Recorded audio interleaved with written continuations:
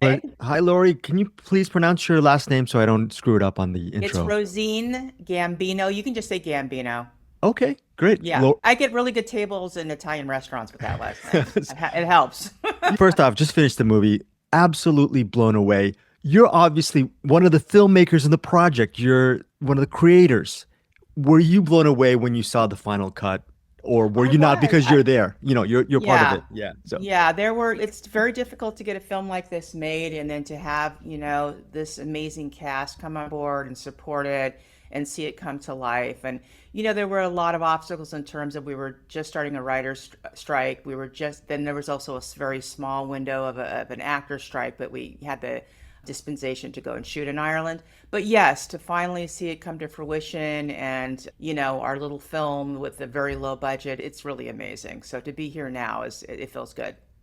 just big picture, what was it like your collaboration with Jan? Because I see movies on a weekly basis. I review a ton of movies, and even 6 years later, Corpus Christi is still embedded in my Yes. brain. Isn't that a What brilliant film? a brilliant film. Just wondering, big picture, your collaboration, what worked with it. I had written a script that was on the blacklist, and we had seen Corpus Christi, and also he had just, I think, finished The Hater.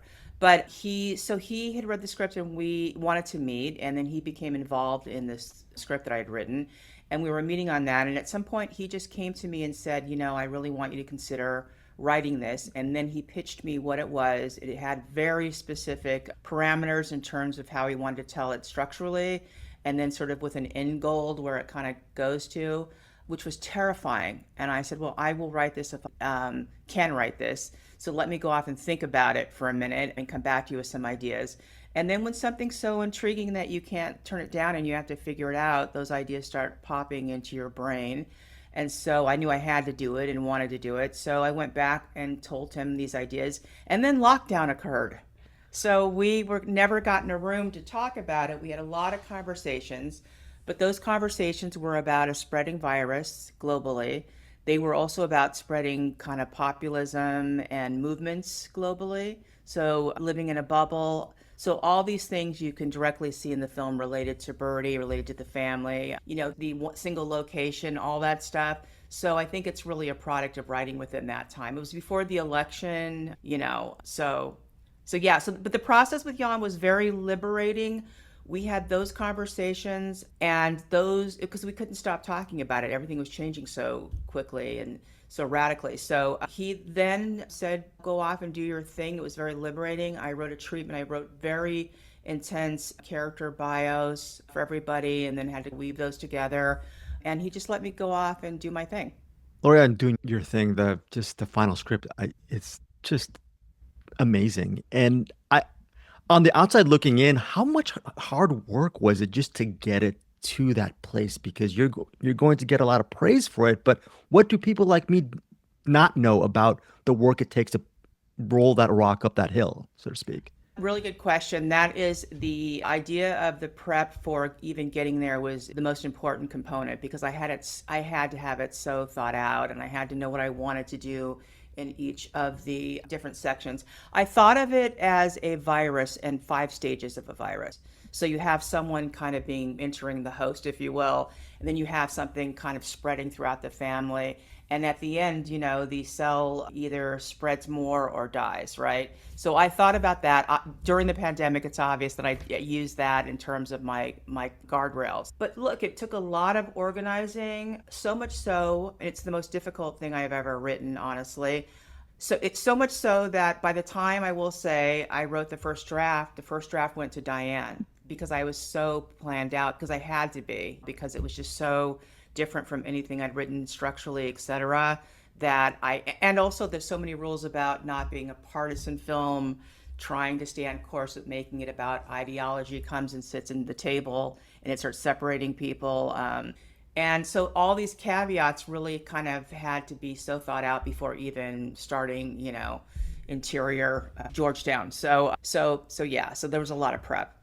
Lori, when you start Interior Georgetown, a lot of people say, a lot of writers or people who want to be writers fear the idea of solitude and being alone.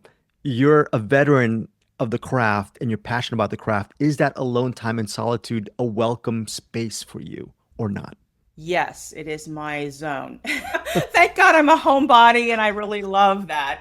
Not that I don't love to go to a nice coffee shop and all that fun stuff, but yeah, I really do like an environment where there's solitude and I can think and I'm able to do all the research, get all the books I need from the library, see the films, certain plays that might be a touchstone I'll read, and then just organizing thoughts and all that stuff. So yeah, I spend a lot of time at home doing all that. But it's so great when, the thing's now up on its feet and you're taking those meetings and you're, talking about development and you have that interaction. So it really is, it ends up being the best of both worlds. And a lot of people write in partnerships. My husband's a producer. We're working now on a television limited that we just set up. He formerly ran the Downey's company. So it's not as alone as it used to be originally when he was running the company. We do work together and develop together now. And that either causes a divorce or you figure it out. And so we figured it out.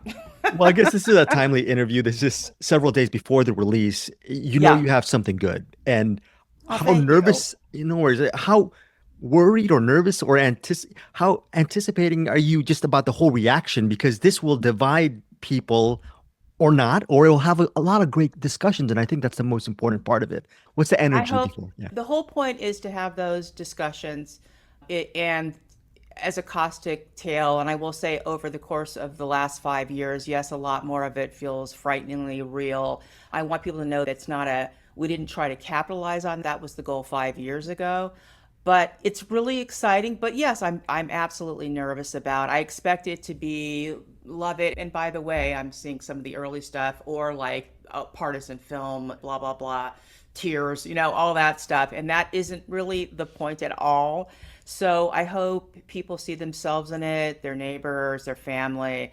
I went through a very difficult family situation with my husband's side of the family where we didn't speak for a few years after 2016, and it's difficult. And I think families hopefully will see themselves in it. For some reason, the Rod Serling came up in my head where I don't think Rod Serling and his writers are thinking, oh, let's just write something topical at the moment. They're Right. just trying to write a good story. Was that your approach? And I guess the Twilight Zone effect of it is to realize how your good story actually becomes really topical, I guess. So you're not even thinking really about it. Why you're just trying to write a good story, or am I? Oh, Absolutely. Yeah, this has happened to me before. My first thesis project that I wrote in film school, it was actually my husband directed this. We met in film school, became true. It was the weirdest thing. And I am not psychic. It's just I think that I kind of am a zeitgeisty person. But it's about an art photographer who takes a job as a paparazzi because he's broke and inadvertently runs someone off the road. And Diana's happened like a couple of weeks later. And we got all kinds of crazy press from that. So this has happened before. I've been in that position, and it's really important for anyone who writes a story like that becomes even more topical to note when you created it and get that out in the press. oh, So, which we yeah. did. That was very good advice that a producer gave us, and it was very helpful. Lori, this is just a last, by the way, great movie. Final question to you is just a 1 minute wrap. That Fritz Lang script, I was still am a huge fan of Lang. So my question to you is, will that ever get made? How can people like me read it? And my second part of that question very quickly is, why is M so many years later still more visually interesting than most films today? Isn't that true? It's just so amazing. And Fritz Lang was an architect, so you can see all of his prior sort of school and everything he was sort of really loved in the film. But thank you so much for saying that. That shocks me that you read that. That was actually the script that got Jan's attention, and I think it's the idea of writing a biographical film that feels like a Fritz Lang film. It moves like a Fritz Lang film. But I think because honestly, the idea behind that, there was a strain of serial killers in Berlin, but it is really a metaphor for approaching Nazism. That's really what the film was. It's what he was seeing, and it's what he was trying to sort of secretly code in the film. So I think that is universal, and I think you feel that. And by the way, as you know, because you read it, the approach was very much that he was being pursued by the propaganda minister to come in and take the Leni Riefenstahl job, and he was an artist who had to figure out what to do and get out of Germany. So that's so crazy that you referenced that. I would love people to read it. I hope it gets made. I really love that script. So that is, I know it's a difficult one. It's a period piece, but it will always remain topical, that film. So Thank you for saying that. Lori, Let's send this congratulations. clip to all producers. Yes, I will. Lori, congratulations on anniversary, Thank you and so much, Greg. looking forward to speaking with you on the next one. Same. Okay, take care. Take care. And Bye-bye. hey guys, thanks so much for watching this video. For more movie and television reviews and interviews, please subscribe to my Deepest Dream channel. Like, comment, share, subscribe.